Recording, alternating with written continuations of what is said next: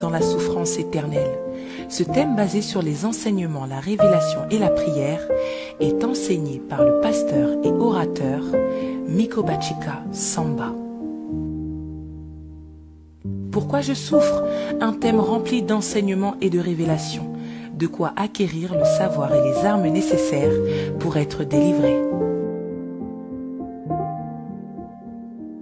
Il est important pour tout enfant de Dieu d'être éclairé sur sa parole afin de ne pas périr par manque de connaissances. Parce que la Bible valorise la persévérance dans l'enseignement et la prière, nous avons conçu un programme fondé sur les enseignements, la révélation et la prière. Oui, la prière est notre force. Et la Bible nous dit dans Matthieu 21, verset 22, « Tout ce que vous demanderez avec foi par la prière, vous le recevrez. » N'est-ce pas notre Seigneur Jésus-Christ qui nous a recommandé de veiller et de prier sans cesse?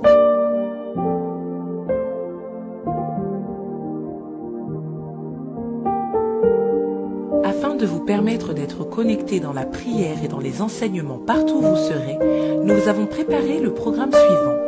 Retrouvons-nous les mardis, jeudis et vendredis à 19 h pour notre émission « Pourquoi je souffre » avec le pasteur Mikobachika. Retrouvons-nous également avec notre émission « Les temps des témoignages » les lundis, mercredis et samedis à 19 h animés par le pasteur Mikobachika. Et enfin, soyons comme ces nouveau-nés, désireux de lait spirituel et pur en suivant les cours d'affermissement de 10 h à 11 h du lundi au vendredi. Tout notre programme se déroule sur la radio Étoile du Ciel, la page Facebook Mikobachika Ministries, YouTube et Instagram. Pour tout supplément d'informations, veuillez contacter le 06 50 88 89 83. Vous souhaitez vous rendre à la source de vie? Nous nous trouvons au 18 rue de l'Avenir, 93 800 à Épinay-sur-Seine. Ne bougez pas, l'émission va bientôt commencer. Bravo Jésus-Christ. Jésus-Christ gagne toujours. Mikobachika Ministries vous présente son nouveau programme d'activité tournant sur le thème « Pourquoi je souffre ?» Oui, bien-aimé, Dieu n'a pas créé l'homme pour que celui-ci vive dans la souffrance éternelle. Ce thème basé sur les enseignements, la révélation et la prière est enseigné par le pasteur et orateur Mikobachika Samba. Pourquoi je souffre? Un thème rempli d'enseignements et de révélations, de quoi acquérir le savoir et les armes nécessaires pour être délivré. Il est important pour tout enfant de Dieu d'être éclairé sur sa parole afin de ne pas périr par manque de connaissances. Parce que la Bible valorise la persévérance dans l'enseignement et la prière, nous avons conçu un programme fondé sur les enseignements, la révélation et la prière. Oui, la prière est notre force.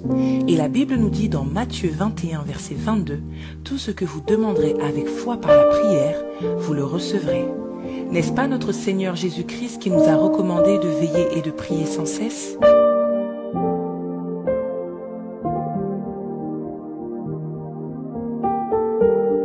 Afin de vous permettre d'être connectés dans la prière et dans les enseignements partout où vous serez, nous vous avons préparé le programme suivant.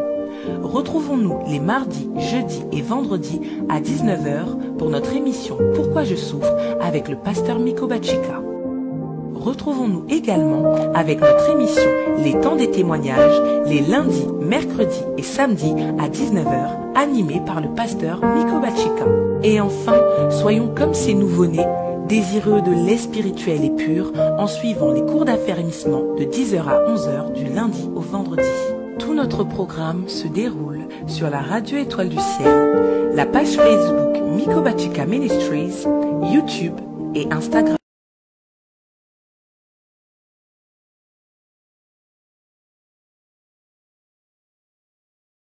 L'homme, peuple de Dieu, les enfants de la guerre, partout où vous êtes, que Dieu vous bénisse, que mon Dieu vous bénisse. Ipa union sobozwami na ba mboka mboka, na ba continent continent, na ba village village, na ba ville en ville. Nzambe apambola bino bana na etumba bilombe bano balenda bano balula révélation Nzambe apambola bino nazopesa pe shalom shalom na basamaritain nyonso oyo baza kopanza sango oyo baza komema message partout tina ba fin fond oyo baza koinvite bafamille na bango baza koinvite baninga na bango baza koinvite bakolege baconnaissance na bango nyonso mpona koyeba kolanda mateya oyo eza kofungola bato miso basamaritain baza bato oyo bazwaka liloba mpe bazomema yango partout lokola femme samaritaine. Alors basamaritain na basamaritaine bobanda kokaba lisolo bopartage message oyo ezali kobikisa bato oyo ezali kokangola bato. Les enfants de la guerre bana na etumba bipai nyonso bozwami tika Nzambe apambola bino liboso na bino moumbu na bino frère na bino pasteur na bino Miko Bachika le guerrier. Nzambe apambola bino mingi apambola bino ebele. Alors lelo bien aimé tozokoba sur matin na biso ya la délivrance et la stabilité dans les familles. La délivrance et la stabilité dans les familles. Nzambe apambola bino bien aimé to lobeli matea oyo mingi bien aimé to talisi ba différentes causes oyo ba famille lelo ezana ba problème et pourtant famille ezali esika moko bien aimé oyo sengeli mutu azwa sécurité eza esika moko oyo sengeli mutu azala na kimia eza esika moko oyo mutu azala na esengo. Pona ko banda bien aimé ndenge to uta déjà koloba nazo sala un petit rappel toyebi biso nyonso ke famille ezali mutu aluka famille te mutu moko aponaka famille ya botama te mais famille bien aimé Nzambe nde apesi biso ba famille. Nzambe apesi biso ba famille pour toyeba ko vivre. Mutu moko aponaki mwana na ete, mutu moko aponaki tata na ete, mama na ete, mutu moko aponaki ba frère na ba sœur na ete, même ba cousin ba cousine ba neveu et nièce te, ba oncle na ba tante te, mais Nzambe nde apesi biso yango. Nzambe nde apesi biso bien aimé ba famille oyo toza ko vivre. Donc soki Nzambe apesi biso ndenge na meseni koyebisa bino bien aimé que famille ezalaka sélection ya Nzambe. Pe ba kombo to bengaka nom de famille eza lokola ba nom des équipes. Équipe nyonso eza censé gagner. Famille intel, famille intel. Je me rappelle tant que tozokola bien aimé na tango ya deuxième république. Ba famille ezalaki ko s'identifier na ba nom na bango. Bato bazalaki toujours na des noms. Wana nani? Judith Mobutu. Wana nani? Elali Vundwawe. Wana nani? Yves Kisombe. Donc bien aimé, non wana toujours eza aussi répété. Et alors qu'on a nom d'équipe. Donc équipe wana eza composé na bato. Kombo wana eza yote. Yote mutopona kiango. Eza nde équipe bien aimé ba cotisation na kati équipe wana pe sélectionneur ya équipe ezali nde Nzambe. Yango wana bien aimé famille ezelo kwa kusakana te. Je pense dans les jours à venir, la semaine prochaine, nous allons parler, bien aimé, du mariage. Nous allons parler de la délivrance dans le mariage et le mariage selon Dieu. Puisque mariage, bien aimé, ça pour faire partie de la famille. Puisque tu kotala awa, mutu aponaka famille te, to tangi batu nyonso, mais eloko to zangi kotanga bien aimé, ezali mobali aponaka mwasi. Bien qu'aponaka bana te, aponaka tata na ete, aponaka mama na ete, aponaka bandeko na ete, mais aponaka mwasi, comme pe mwasi, aponaka mobali. Donc, eza na côté moko, oyo bien aimé, tokoyeba kotala ngo semaine prochaine, oyo ke Nzambe atikeli mutu libre arbitre, ya kopona, ezali conjoint na yo. Donc, soki pe oponi mabe, yeba ke mariage wane kozala mabe, pe problème ekokota na kati ya famille. Yango nesengeli opona malamu, opona mobali malamu, opona pe mwasi malamu. Tokozongela yango bien aimé semaine prochaine, tokolobela makambo oyo. Mais pona lelo, nalingi na fungola moi Matea Moko, oyo déjà tolobelaki sur différentes causes. Il y a ba problème kati ya ba famille.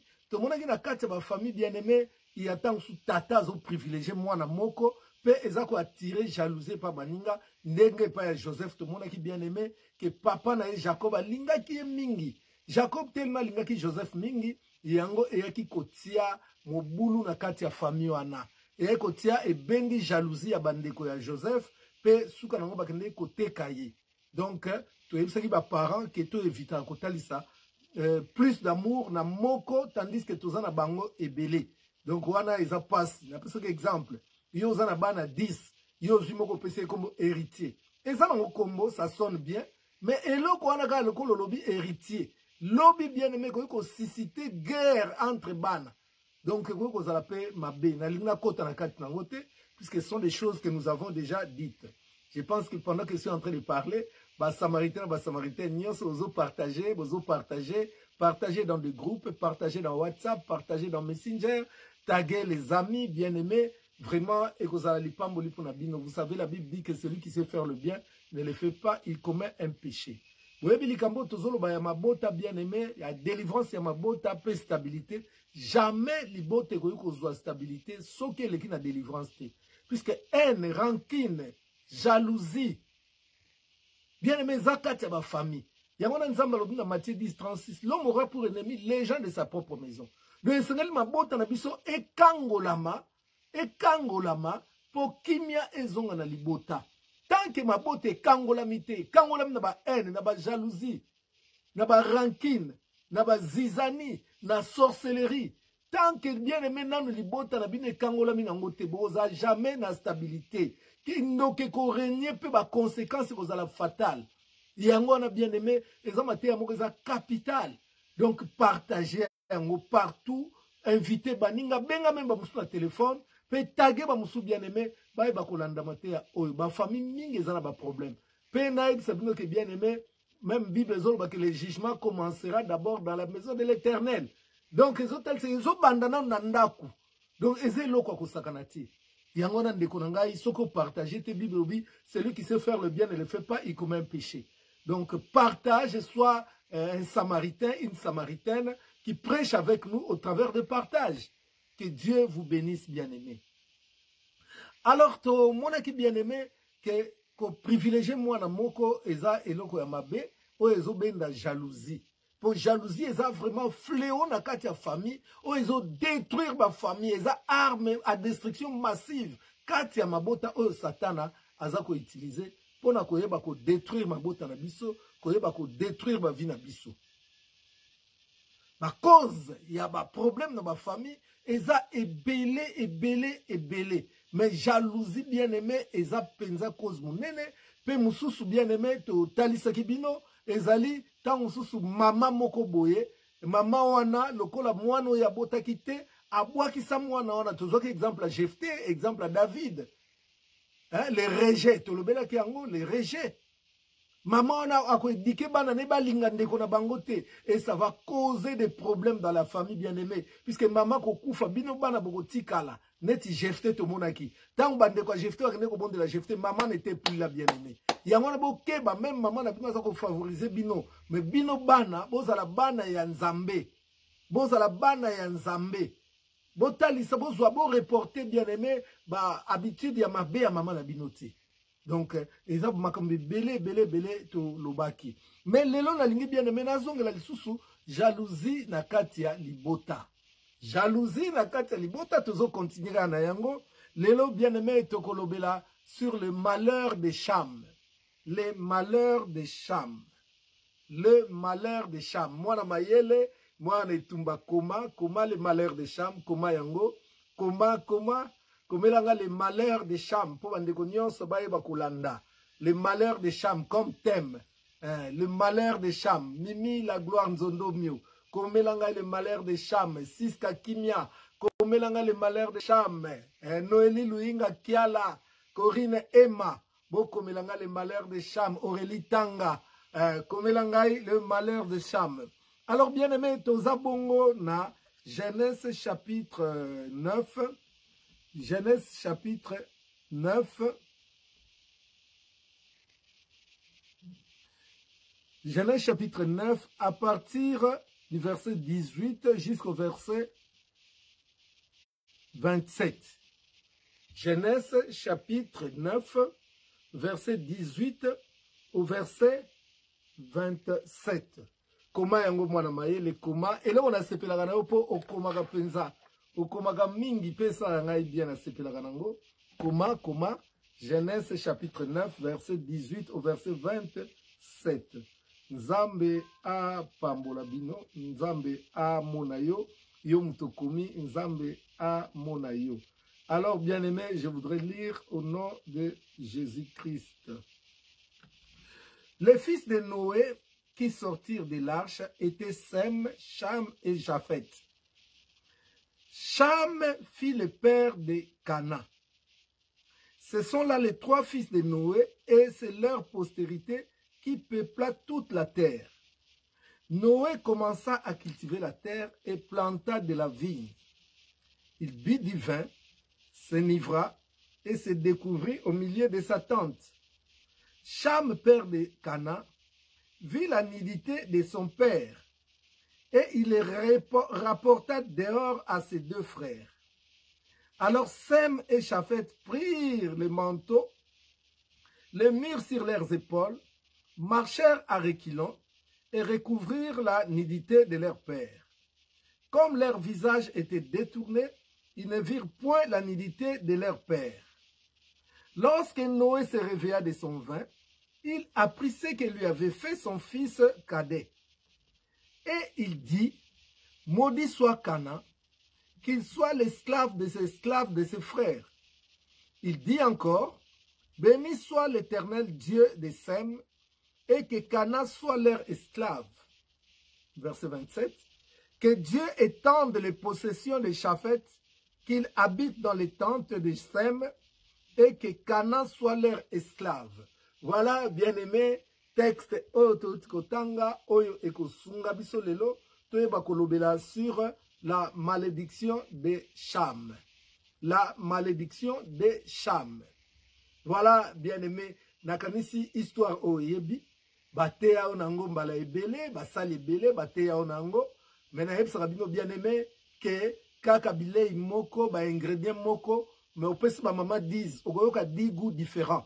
Puisque mutuna mutazana révélation on nzamba pesi. Na lingi lelo opesanga matoi bien-aimé, Olanda trouble kati na libota, Olanda bien-aimé bondoki kati na libota, Olanda bien-aimé jalousie kati na libota au travers histoire oyo. Na ebsaki bino bien-aimé, famille eza composé na papa, na mama, na bana, na bakoko, na baneve, na baniese, na batante, ba oncle, batwana nyonso. Pe famille ezali lieu de repos. Nga na bengaka famille lieu de repos. Na repesa un exemple bien aimé. Okoki ko bima. Okei ata komona ba grand. Okei na Élysée kune pa ya Emmanuel Macron. Mais bien aimé tango zo bima, motema na yo pense na yo nazonga na ndako.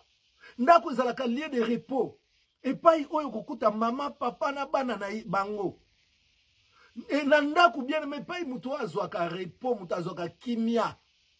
Epai mutu azalaka na sécurité. Pona ndako ata bitumbe ye bandeko ata bato baye koluka yo babundisa yo bandeko na yo bakokotela yo bakodefendre yo.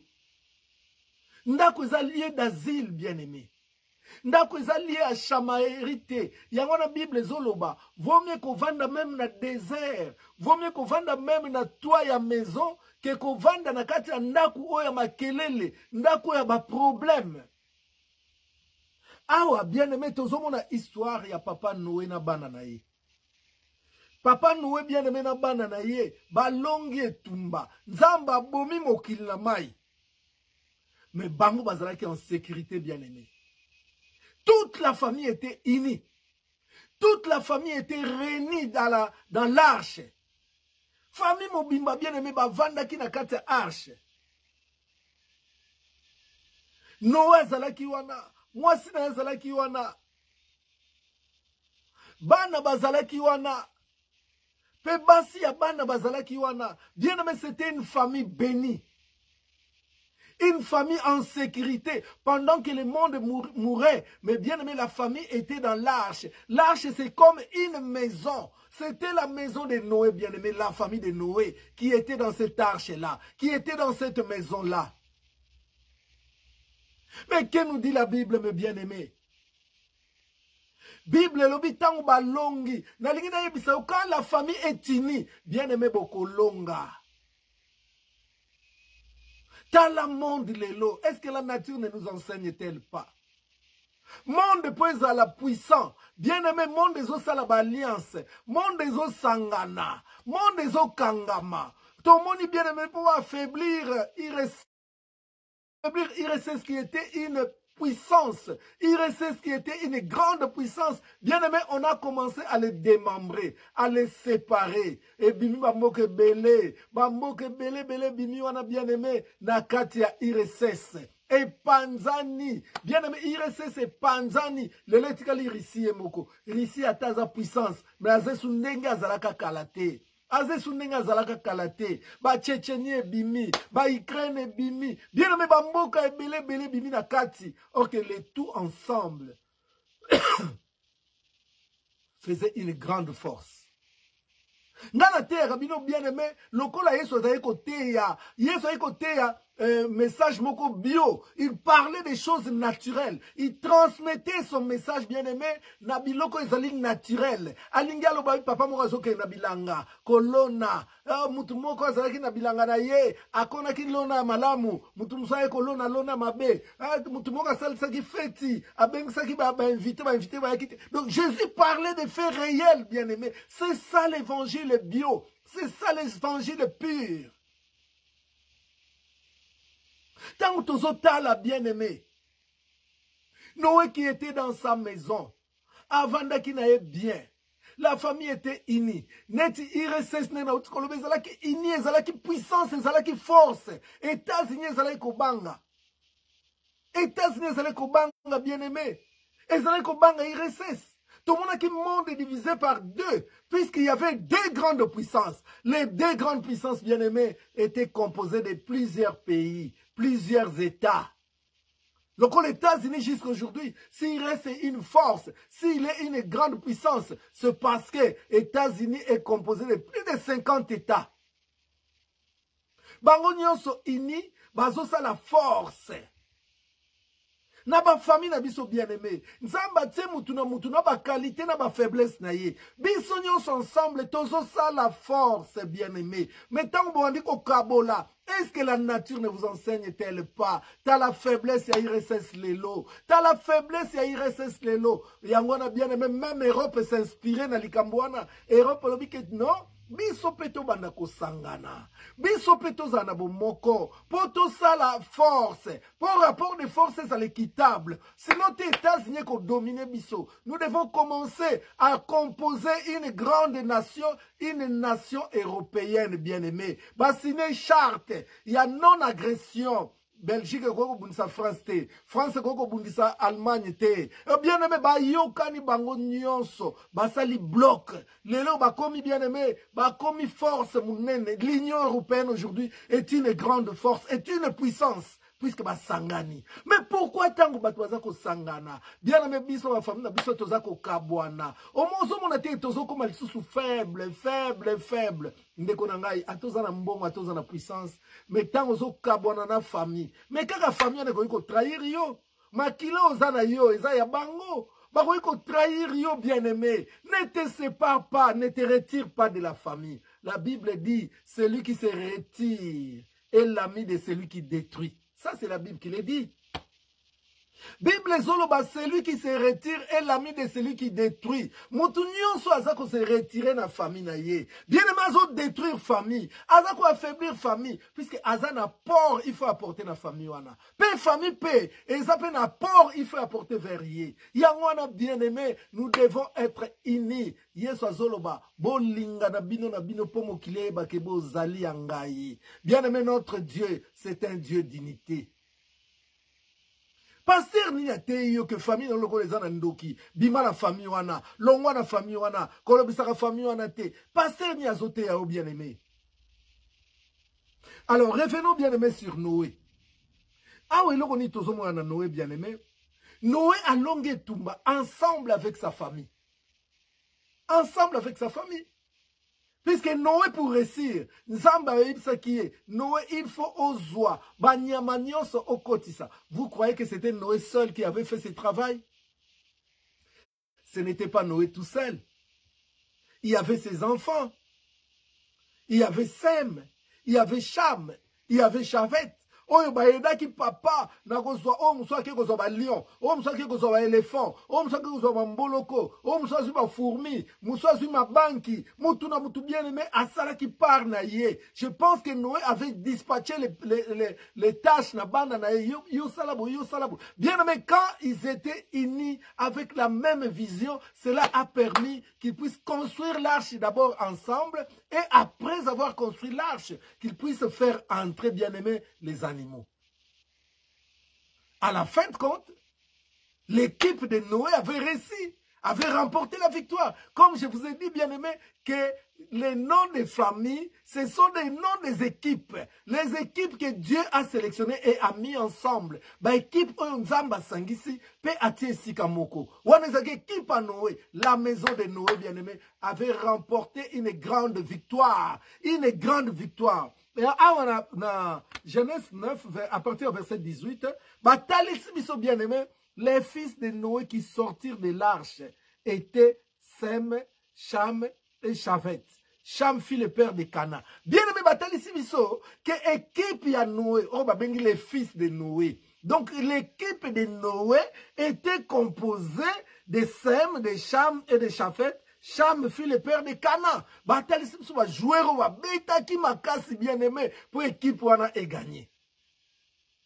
Ba joueur ba tiaki ordre na kati arche puisque lion azalaki wana, gazelle azalaki wana, lion kwa ko lia gazelle bien aimé. Il fallait équipe wana ba jouer bien aimé, ba mettre de l'ordre, ba pesa ba ordre pour être bien aimé bangonyo so dans la même vision, ils puissent réussir. Ce qui famille na bino, boza na même vision. Bien-aimé, boza coordonné. Pour notre Dieu, c'est un Dieu d'ordre. Ordre est la famille Nabino. Je vous assure, bien-aimé, équipe Nabino va gagner. Famille Nabino va gagner. Aujourd'hui, si nous voyons des gens bien-aimés comme la famille présidentielle, Tshisekedi, bien-aimé, on parle de cette famille bien-aimée est gagnée, les loba comme famille présidentielle, puisqu'il avait l'ordre. Tout le monde a papa Tshisekedi, tout le monde a maman Marthe, azan a même vision mobile naye, tout le monde a Félix, azan a même vision papa naye, bien-aimé, yangona même les loba papa Koufi, mais famille sont qui n'ont la même vision. Aujourd'hui, on parle de Tshisekedi.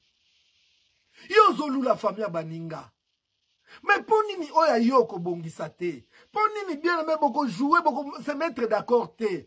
Pour nini soki ma bezali bien aimé, bon vanda bon lobelango te, bon longola yango. La Bible dit, ôtez le mal, ôtez le mal, ôtez le mal. Ôtez le mal. Ata bomoni kindoki, boko luka bien aimé, boko ta na prière, bon longola kindoki wana. Kindoki bien aimé, nous ne combattons pas, d'après Paul. Paul dit que nous ne combattons pas contre la chair et le sang, mais nous combattons contre les esprits. Oh bien aimé, la sorcellerie c'est un esprit. La sorcellerie c'est un esprit. Dieu n'a jamais dit que nous devons combattre contre les sorciers, mais nous devons combattre contre la sorcellerie. Beaucoup de gens oublient leur cible. Mon cible, ce n'est pas mon frère, ce n'est pas mon père qui est sorcier, mais c'est l'esprit qui anime mon frère, c'est l'esprit qui anime mon père, c'est l'esprit qui anime ma famille. Alors moi, je dois combattre cet esprit-là, bien-aimé. Mais biso lelo to komako bundisa physique, tozo bundisa ndeko nanga, tozo bundisa nazo bundisa mama nanga, nazo bundisa tata nanga, po ye mutazandoki, po ye mutaosalanga. Non, lui-même il est envoûté, lui-même bien-aimé. Il est télécommandé, téléguidé par cet esprit-là. Botanga quitté. Judas, c'était un bon monsieur, Judas Iscariote.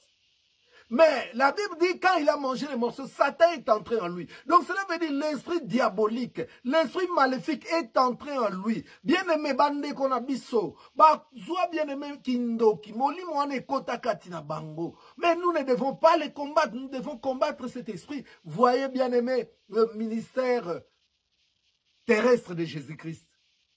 Partout où Jésus partait, il n'a jamais menacé une personne. Mais la Bible dit à chaque fois, Jésus menaçait l'esprit. Jésus menaçait l'esprit. L'esprit bien-aimé. Oh, ils avaient kokota kati ya mutu. Pour même sa vie à mutu. Yangwana yesu azalaki kobundisa. Verset 19 et lobby. Ce sont là les 3 fils de Noé. Et c'est leur postérité qui peupla toute la terre. Batal ici, bien-aimé, composition. Il y a équipe ya Noé. Pe équipe wana elongaki. Tant équipe wana elongi. Dans verset 20, Noé commença à cultiver la terre et planta de la vigne. Verset 21, il but du vin, s'enivra et se découvrit au milieu de sa tente. Balobi Noé, tango alongi, amoni kimia ekoti, abandi kosala bilanga. Kosala bilanga c'est bien, puisque bien aimé, même Adam et Ève, nous avons Éden pour cultiver la terre aussi. Donc cela veut dire que c'est une leçon pour nous. Et pas ignorer ce que vous bien aimé. C'est tout ça la moussala. Tout quand on a bon côté. Mais tout travailler, nous devons travailler. Nous devons même montrer à nos enfants, à nos descendants, la valeur travail. Mais Noah, ça veut qu'on cultive vigne, mboumaya raisin. Balobi bien aimé. Pour fêter elonga wana ameli vino, ameli masanga pe alangwe.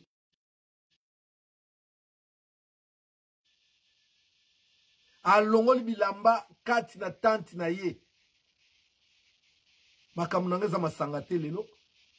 Nazo tala kaka ba fait bien aimé. Oh nazo analyser na bino, nazo talisa bino. Ameli vino. Tanga ameli vino alangwe. Pe atikali bo taka. Atikali bo lumbu. Il est resté nu. Atikali polele bien aimé. Ndenge no atikala ki polele. Mwana na ye moko na kombo ya Cham. Wana to comme na verset 22.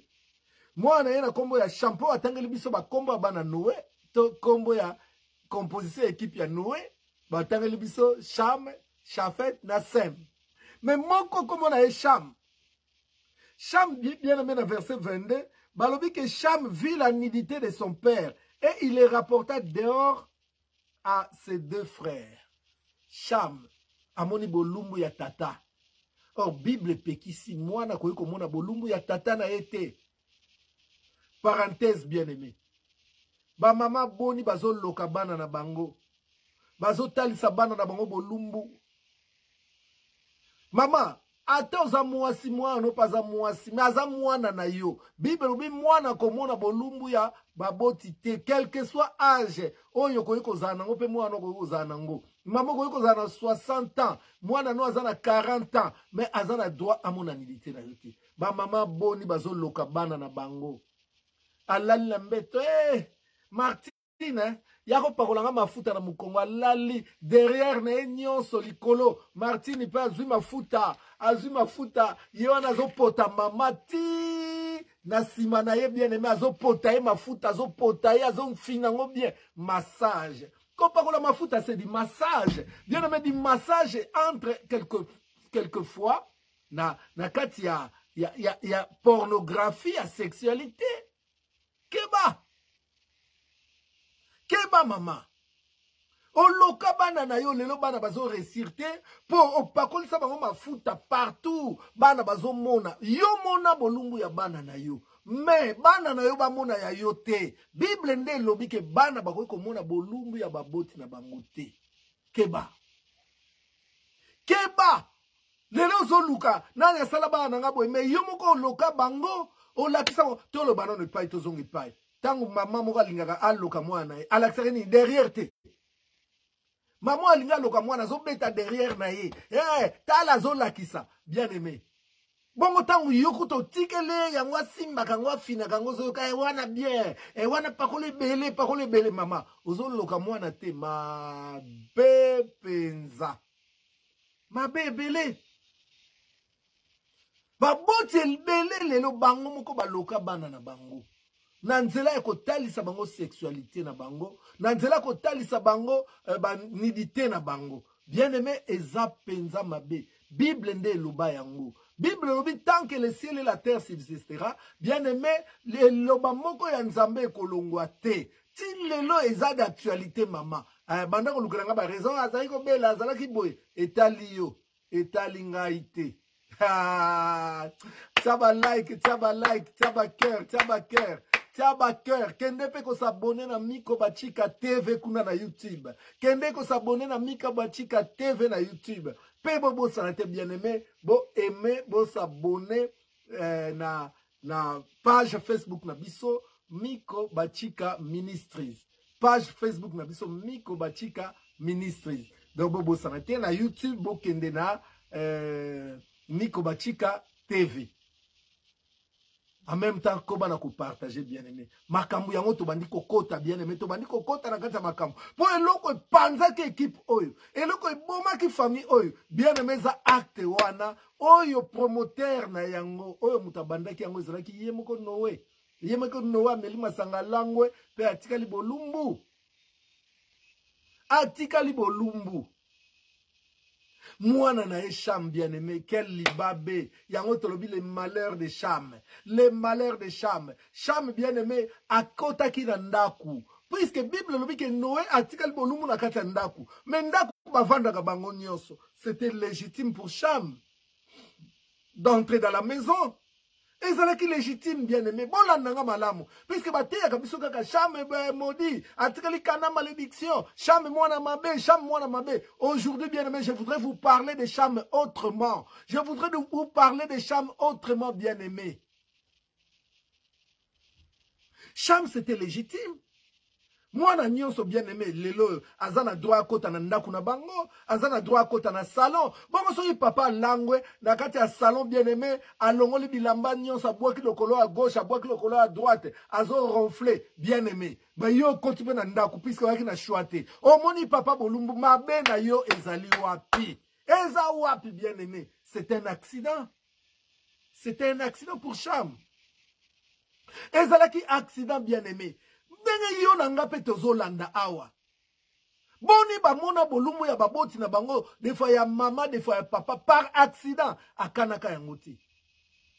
Boni bien-aimé, na yo nanga tozolanda. Boni bakuta mama na papa en plein débat, en plein acte sexuel bien-aimé, en plein rapport sexuel. Mais c'était par accident. Mbalamongo to kimaka. So monika okimi, mais aussi au moni. Aussi au moni bien-aimé. Yango na biso baboti to yeba ndenge ni tozali ko vivre na bana. Ndenge ni tozo vivre na bana na biso bien-aimé. Ba comportement na biso. Biso moko tozo loka bana. Biso moko tozo maudire. Soki Noé amelaki masanga te. Cham alingai komona ete. Soki Noé akotaki na chambre na ye. Alango akoti na chambre alongoli bilamba. Cham alingai komona ete. Mais balobi il s'est découvert. Donc, amiti qui batuba mona ye, à cause ya kwiti, bien-aimé kwiti, à cause ya kwiti. Kwiti mabe, hein?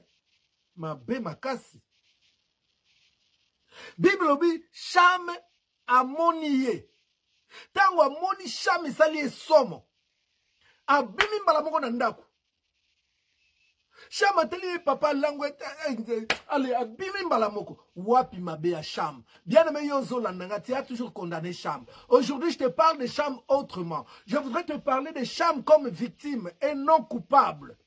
Je voudrais te parler de Cham comme victime et non coupable. Cham n'était pas coupable, bien aimé. Cham a vu puisque papa s'est fait découvert. Par la suite, que nous dit la Bible, bien aimé? Cham a kende ki na balabala te. Cham a kende ki pa wa camarade te. Cham a kende ko beta lisolo quelque part te. Cham est allé voir ses frères. Il est allé voir sa famille. Il est allé voir Chafet. Il est allé voir Sem. Qui étaient ses frères bien-aimés? Même père, même mère. Il a commencé à leur parler de ce qu'il a vécu. Eh Sem. Eh Chafet. Namoni papa kuna bolumbu kao. Papa kao alali azo ronflé. Mon lumbu papa. Namoni bolumbu à papa. Namoni bolumbu à papa. Bien-aimé. C'était ça le dire de Cham. La Bible dit, Cham, père de Cana, vit la nudité de son père et il les rapporta dehors à ses deux frères. Akende pas Batumoussou te, akende pas maman lekite maman Kouloutou te. Bien-aimé Ayebisi Bandeko naye, puisque d'abord il était choqué de voir la nudité de son père. Il était choqué de voir l'état où le père se retrouvait, bien-aimé. Il était tellement choqué. Alors il est allé voir ses frères. Bien-aimé, tant que la rabiso makasi, toki makana famille. La famille, bien-aimé, c'est le lieu de où on doit avoir la sécurité, l'assurance et tout. Yamona kende ke pa bandeko naye. Akende wapi, bien-aimé. Akende wapi. Ayebaki même likambo salate. Mais la Bible nous dit, dans le verset 23, alors Sem et Chafet prirent les manteaux, les mirent sur leurs épaules, marchèrent à reculons et couvrirent la nudité de leur père. Comme leur visage était détourné, ils ne virent point la nudité de leur père. C'est un bon acte, bien-aimé. Tant où il y a informé, bandeko naye. Bandeko na bien papa za bolumbu to sa ndenge ni bandeko place niaza alal na canapé OK d'accord allez yo Sem simba manto côté kuna ngape Chavet na simbi koto bandiko zonga sima bazo kale canapé za côté ni eza koto allez ba finiki tata bien aimé ba finiki papa est-ce que zalaki mabe boye bisanga na bango nso misatu nani asali mabe na moni mutasali mabe te. Namoni muto asali mabete. Bien aimé, nazo même abino quelque part. Bon comprendre ba trouble na kati ya ba famille. Bon comprendre ba trouble na kati ya ba famille. Si Cham n'avait pas vu la nudité, ça allait être une autre personne. Soit Sem, soit Chafet. Moko na bango alingaka finir ka komona nudité wana.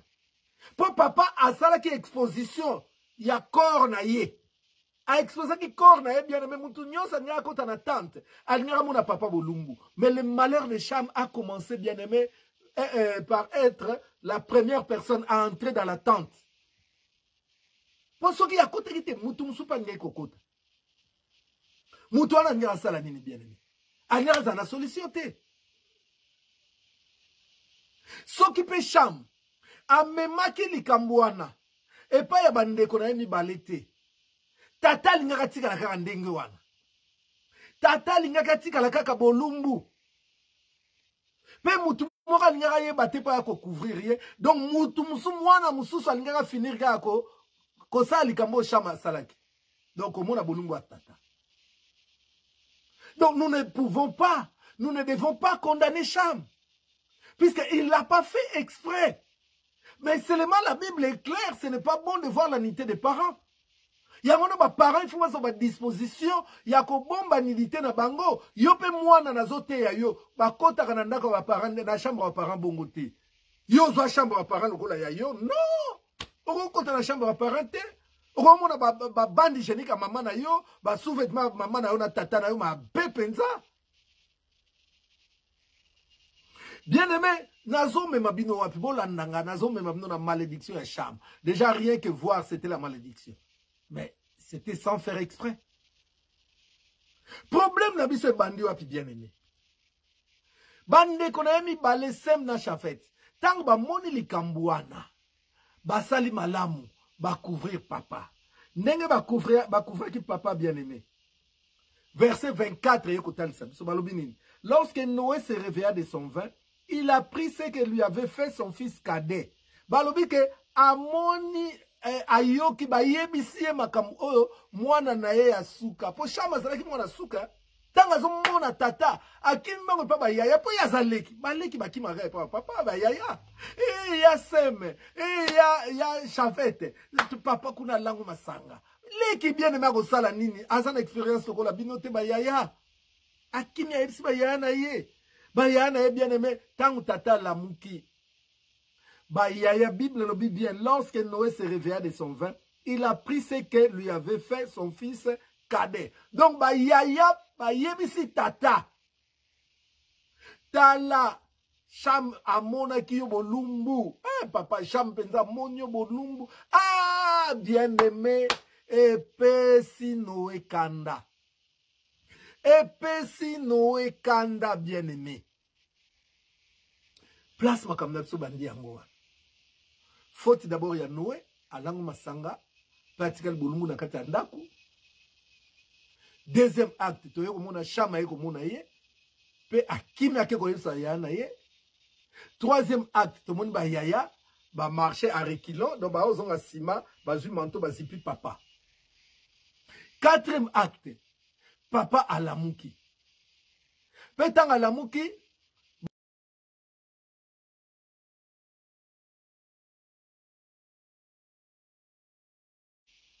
puisque eko changer les sous-ta ça mon akini dit tata.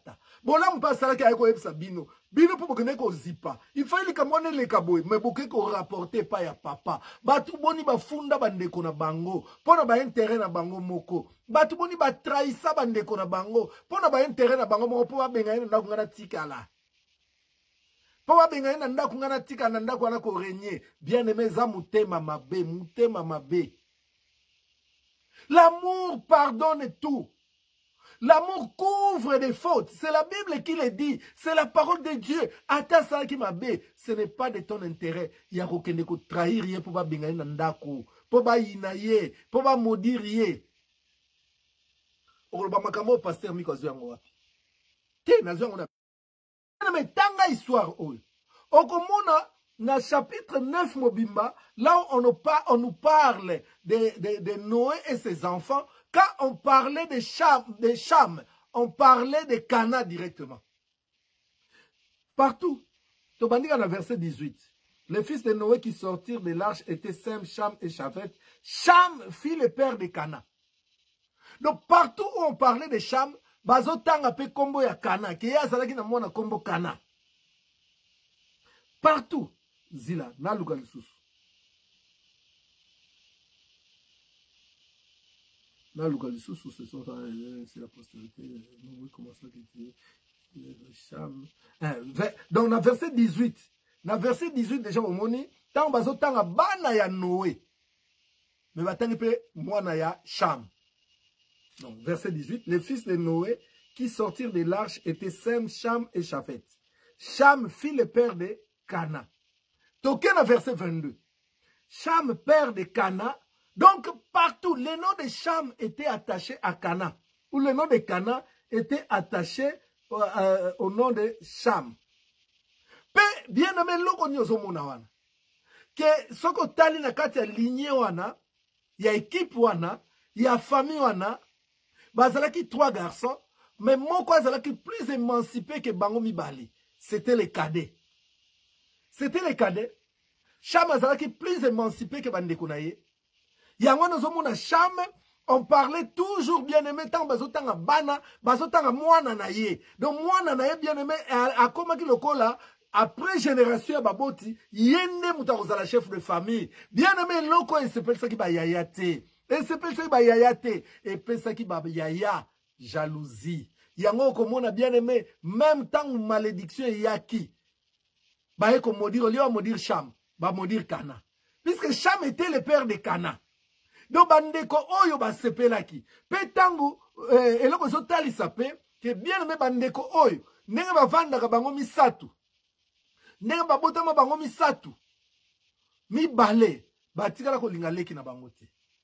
Batika la ko linga Cham te. Po Cham azalaki na mwana e Cana. Oyo azalaki pe émancipé.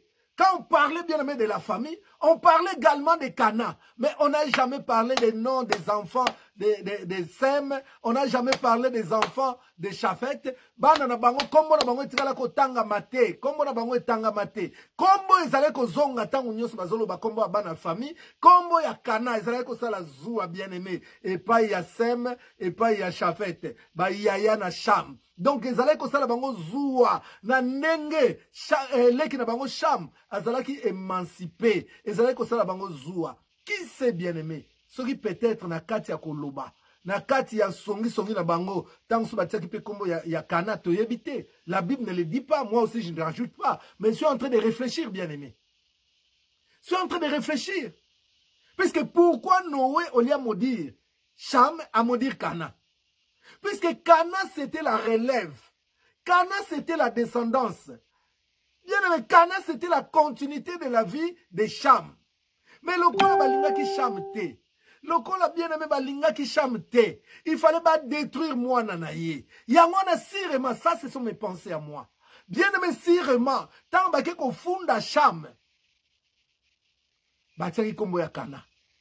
Yango wana no atali alobi Cham du mois à mwana nanga me yo Kana. Ozala esclave, yaba esclave bandiko na yo. Bien-aimé, babandiko pambola. Babandiko pambola Sem.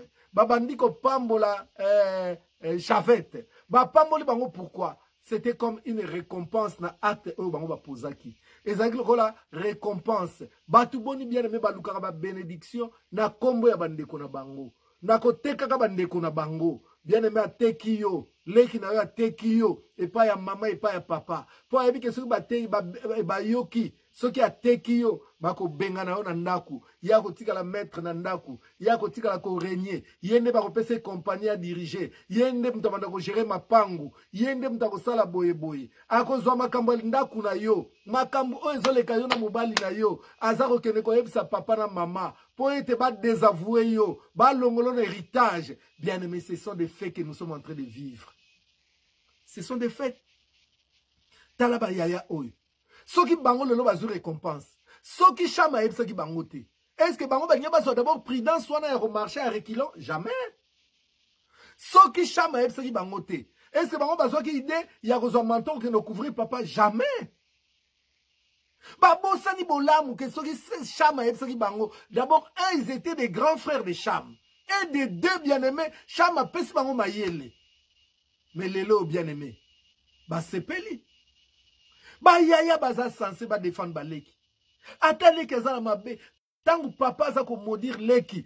Yaya koloba te, papa koloba bongo te. Papa koloba bongo te, quand même aza mwana na yo. Soki ya ebisaki biso te, est-ce que papa salaki yango nanko? Bango ba sali yango te, ba protégeaki Cham te. Ba protégeaki Cham te. Ta la famille oyo bien-aimé. Oyo bazalaka na bon moko. Oyo bazalaka ini. Oyo bien-aimé bazalaka na même vision. Mais tala ndenge famille wana lelo oyo. Et baby lelo oyo bien-aimé. Tant tozomona Israël. Tozomona Israël bien-aimé béni. Mais tant tozomona bana mususu na Israël kuna. Tozomona ba Palestinien. Tozomona banani bien-aimé bazaba Cananéen. Tala lelo bien-aimé une famille divisée entre elles. Na essa une autre chose sécurité. Ce qui bien-aimé sécurité ou ta na famille.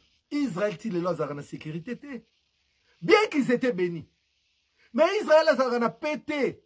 Mais quand on est intifada, intifada, intifada. Pourquoi bien-aimé? À cause ya makam oyo, Chavette na seme baluka ya songi songi. Songi songi na bango bien-aimé et kabo la famille. Songi songi na bango et kabo la famille. Ba Palestinien o baza ba Cananéen na ba Yuda bien-aimé ba yoka na kalisusu te, ba yoka na kalisusu te. Mikolo nyonso bien-aimé attentat et pas iboye. Na France attentat, na Allemagne attentat, na Belgique attentat contre les Juifs, na Hollande attentat contre les Juifs.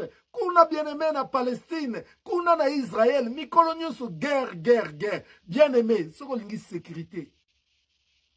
Bozala bomoko na famille. Bozala bomoko na famille. Bafundi, batrahir ndeko na bango. Po bango bapambola ma ata lelo bien-aimé tolo ba vérité. Ba yuda bapambola ma bango ba plus riche bango ba nini. Mais bazana sécurité te. Kende na ba secteur ba yuda bazalaka. Omonaka ba militaire. Ba yuda ba kotaka magasin na bango moko bazo banga tina banzela bien-aimé. Bazo banga combien de yuda ba égorger bango na balabala bien-aimé sali l'autre côté à cause ya makambo oyo. Na lobi mama, tango zo teka ndeko na yo zo yeba te. Conséquence na yango. Ozo yeba conséquence na yango te. Tango zo teka frère na yo to sœur na yo. Ozo yeba conséquence nango te. Conséquence c'est loko to voir dans l'immédiateté. Conséquence c'est makambo yaka sima. O yaka sima bien-aimé. Ya solo. Kana kene na malédiction. Kana zo telengana. Kana zo souffrir. Kana za na terre. Mais est-ce que yo o gagné nini? Bon mengo ozanango. Mais oza na sécurité te, kana ko kota bondoki, alia yo, abundisa yo, kana bandoko bundiso mikolo nyonso. Kana bien-aimé, aujourd'hui, suite à la malédiction, c'est l'axe du mal. Kana bien aimé eza elilingi ya mabe. Donc kana toko zoye lokola démon. Ye wana bien aimé muta bundisa kayo, abundisa Abraham, abundisa Isaac, abundisa Jacob, abundisa Josué, abundisa kabatunyo soti yo lelo azo bundisa yo. Tu n'as pas la sécurité bien aimé puisque yo nde muto lukaki makambo oyo. L'amour couvre des fautes. Nathalie Sakibino bien aimé. Namoni Sakibino nani, comment il s'appelle? Nathalie Sakibino Gédéon. Gédéon malgré qu'il n'a papa, il n'a pas chanté partout. Est-ce que bon qui Gédéon, qu'on ne rapporte ma comme Nzamba et ça qui est pas en déconnaye, Gédéon à la bande quoi? Yango moni Gédéon même je suis le plus petit de la maison de mon père. Donc naza mwana ya suka na ndaku na tata nanga. Naza na ba grand frère nanga belé, mais bien aimé tant Nzamba révélé qui Gédéon. Gédéon luka qui division la famille te. Gédéon luka qui division la famille te. Akene ko yebisa ndeko na yete papa za kamzoko ne mutakisi. Boya kotala ba kisi na asala ki angote. Abunda ki bien aimé comme l'amour couvre des fautes. Ti tata na ya bongola ki mutema. Tata na ya bongola ki mutema. La Bible dit nous ne combattons pas contre la chair et le sang, mais nous combattons contre l'esprit. Oh, Gédéon abundi ce qui esprit oh ezalaki ko animer papa. Tango longi yango papa na Gédéon à se ranger derrière Gédéon. Bien aimé, c'est ça l'amour. C'est ça l'amour. Puisque Gédéon aussi pouvait aller rapporter à ses frères. Qu'ils sont tous souffrakawa. Biloko nyos to sala kesimba te. Ba mandiani to ba ka bonto la biso biloko. Soki to zo nyokwama. Famille na biso ya la plus pauvre de Manassé. Ezaka nzoka nde faute ya tata. Papa zamdoki. Azana bakis. Gédéon n'a pas fait ça. L'amour couvre des fautes. Mais par contre, sème la fête, Chavette la fait. Bien aimé, bazo divisé pour ba régner. Comme on dit, diviser pour mieux régner. Bien aimé, pour ba régner, il fallait pas casser Cham. Il fallait pas casser les qui na bango. Na ba famille boni bien aimé. Tozomo na ba guerre, ba guerre. Kati na famille bien aimé. Ba guerre. Oh, yangona expression ezo yela ngata nyonso. Nyama, oh aliaka lidesu. Azaratu na kata lidesu. Yo somona nyama ya libanda ya kolia lidesu te. Lidesu bien aimé tant somona ezo beba. Baba niko liango na kati na nyama moko azana kati. Bien aimé famille tant somona ezo kende ko beba. E banda kana na kati ya famille, na kati ya famille. Yango na nzamba lobi na Matthieu 10:36. Écris-moi enfant de la guerre. Komela ngai moi na mayele komela ngai. Matthieu 10:36. L'homme aura pour ennemi les gens de sa propre maison. Kana zalaki détruit. Chama zalaki détruite. À cause, bien aimé, il y a Batuka na kati ya libota. Bato bazalaki censé ba protéger. Bien aimé, bango ba détruire. Lelo Israël a na kimiate. Ba famille boni bien aimé. Bazar na kimiate. Ata ba bali ba botakate. Ata bien aimé ba voyager ba bongakate. Ata bazo sala monga malonga na maboko na bango ezate. Vina bango kaka pasi. Ba bala kate. Bien aimé puisque il y a eu trahison. Yango na bien aimé mutobo trahisa abanda ko bundisa bino abanda ko bundisa bino. Abanda ko bundisa bino bien aimé ko trahir ndeko na yote. Ko trahir ndeko na yote. Cham était victime d'une trahison. Cham était victime d'une trahison de la part de ses frères. Voilà les enfants de la guerre. Que mon Dieu vous bénisse, bien-aimés. La délivrance et la stabilité dans les familles. Tant que la délivrance, cela veut dire, s'il y avait cet esprit de trahison, bien-aimé, tant que la famille vous a stabilisé. Kimia est la famille. Une famille bien-aimée, kimia. C'est une équipe qui gagne. C'est une famille qui gagne. Tout le monde a même bassi. Bazo trahir mi bali na bango. Pona intérêt na yelo mobile na ye azwaki mwasi ya mutu alake ko yebisa mutu wana mobile na ngapi ngana mwasi na mama ozobo mandaku na yo. La femme sage bâtit sa maison. La femme sage bâtit sa maison. Mi bali mususu ndenge moko. Bien aimé bazo sala basi na bango makambo ezalaka te. Bazo trahir basi na bango. Po azui mwasi ya sika. Azo ko yebisa mwasi ya sika wana ba secret ya mwasi na ye ya ndaku. Da ndeko mona ke wana subakane na mbetu. Ndeko mona ke wana ebiko lamba te. Ndeko mona ke wana boye. Papa, ma bé penza ma bé makasi. Que Dieu vous bénisse tous les enfants de la guerre. C'était votre frère, votre pasteur, Miko Bachika, les guerriers Mobundi Molongi. N'oubliez pas de vous abonner, bien aimé, sur notre page Facebook qui est Miko Bachika Ministry. votre page Facebook Miko Bachika Ministry. Des fois ozolanda ngai na na Miko Bachika tant soza osuivaka ngai, mais la ligne bien aimé au s'abonner, c'est gratuit. C'est gratuit. Pe au fin à place il y a cloche pour à chaque fois qu'il y a bandi aux avertis.